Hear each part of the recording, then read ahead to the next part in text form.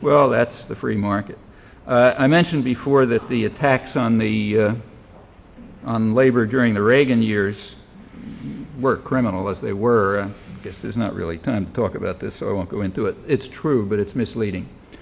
Because, in fact, there has been a huge attack ever since the Wagner Act. The Wagner Act drove business berserk. They thought they had the country by the throat.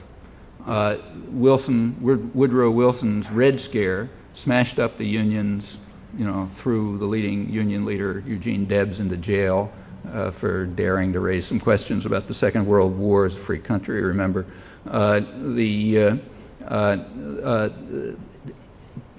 Independent thought, independent action, labor movement was completely smashed. Looked like business really had everything under control. Then along came the Depression, and you had labor organizing and activism and so on and so forth. And finally along came the Wagner Act, which brought to the United States the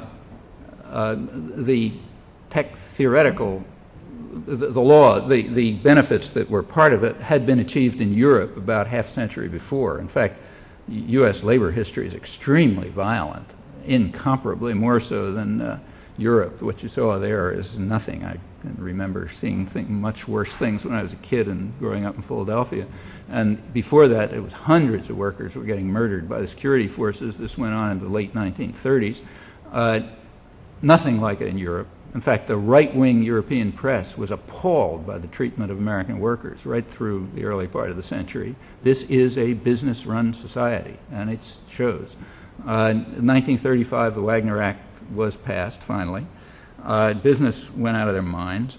The National Association of Manufacturers literature warned about what they called the hazard facing industrialists due to the rising political power of the masses. Unless we redirect their thinking, we're going to be headed to adversity.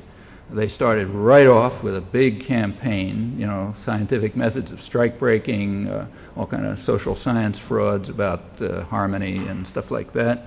It was kind of put on hold for a while during the war, picked up right afterwards with an extraordinary campaign of corporate propaganda. It's not studied much. In fact, the first academic study of it just came out. This is one of the most important things in modern American history. Literally, the first book just came out by University of Illinois Press a couple months ago, another one in Australia. And in fact, there is an Australian scholar who's been writing about this for years. I've been writing about it mainly using his work, I should say. But an American study finally came out, and it's pretty interesting. Right after the Second World War, the business community, the country was social democratic. Very social democratic at that time. And they knew it. And the business leaders said that they had to renew with vigor what they called the everlasting battle for the minds of men and indoctrinate citizens with the capitalist story. They said that we have 3 to 5 years to resell our preferred way of life. And they went after it with a vengeance. Anti-union campaigns, anti-unionism was... The idea was, as they put it, to sell anti-unionism as anti-American. Huge campaigns were undertaken, the sort of, we versus them. There's us as the sober working man and the housewife and the corporate executive slaving away for everyone's benefit. And they are those outsiders, the strikers who are coming to try to disrupt their harmony. There was huge business about this. At that time, there was a vigorous labor press. The one-dimensional press of American society is fairly recent. There were about 800 labor newspapers back in the 1950s with tens of millions of people reading them. They were condemning the corporate media, as they put it, for damning labor at every opportunity, while carefully glossing over the sins of the banking and industrial magnates who really control the nation.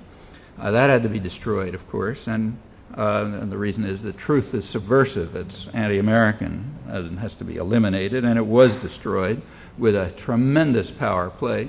This covered everything from the entertainment industry to the corporate media to the schools and so on. Billions of dollars a year were devoted to this, taking over schools, churches, recreational activities, anything you can think about. The corporate media, of course, are right in the center of it. The films were quite important, commercial films as well as propaganda films. Propaganda films were reaching 20 to 30, business propaganda was reaching 20 to 30 million people a year in the early 50s.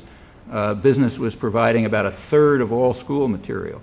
This was not a small thing. On top of that, there's a whole commercial industry, like the standard depiction of unions in the movies is sort of Marlon Brando on the waterfront. Tough working class Joe stands up against union bosses, and because that's and unions, in fact, were portrayed as something that the workers have to fight against, just as people have to be liberated to leave New York. Workers had to be freed from the oppression of the unions, and a huge amount of energy and effort was put into this. It was pretty successful.